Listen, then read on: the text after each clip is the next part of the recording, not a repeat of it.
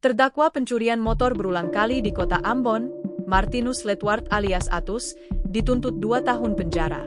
Tuntutan tersebut dibacakan Jaksa Penuntut Umum Kejaksaan Negeri Ambon, Ingrid L. Louhenasy, dalam sidang yang dipimpin Majelis Hakim Dedi Lean Sahusilawani, didamping 2 hakim anggota di Pengadilan Negeri Ambon, Senin 16 Desember 2024. Dalam pembacaan surat tuntutan, JPU katakan bahwa perbuatan terdakwa bersalah melakukan tindak pidana pencurian dalam keadaan memberatkan.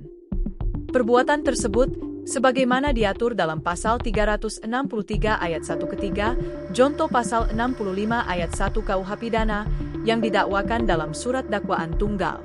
Sebelum menjatuhkan tuntutan kepada terdakwa, JPU juga mengajukan apa yang menjadi pertimbangannya.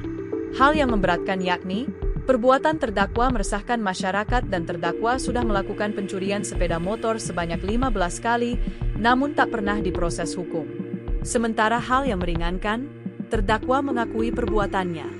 JPU juga meminta agar barang bukti berupa sejumlah motor dikembalikan kepada pemiliknya. Setelah membacakan tuntutan, terdakwa langsung mengajukan pembelaan secara lisan dengan menyatakan perbuatannya tidak diulangi lagi dan menyesali perbuatannya. Selanjutnya, hakim menutup persidangan dan akan melanjutkan pada Kamis 19 Desember 2024 dengan agenda pembacaan amar putusan. Untuk diketahui dalam keterangan, terdakwa mengakui pada Senin 16 Juli 2024, sekitar pukul 4 WIB, bertempat di Gadihu, RT 002 RW 13 Desa Batu Merah, Kecamatan Sirimau, Kota Ambon. Terdakwa melakukan pencurian satu sepeda motor Honda Beat warna putih yang berada di sebuah lorong.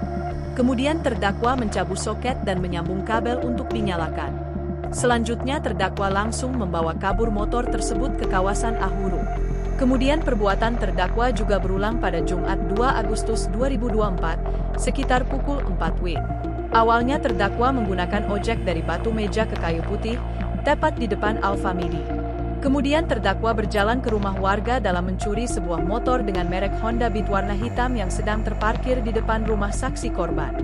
Kemudian terdakwa mencabut soket dan menyambung kabel untuk dinyalakan. Selanjutnya terdakwa langsung membawa kabur motor tersebut ke kawasan lorong samping toko meter. Motor tersebut ditaruh di samping kos-kosan Boter, kemudian terdakwa pulang ke kos terdakwa yang beralamat di Air Mata Cina. Baru saat mau melakukan transaksi jual beli motor di area Poka terdakwa ditangkap.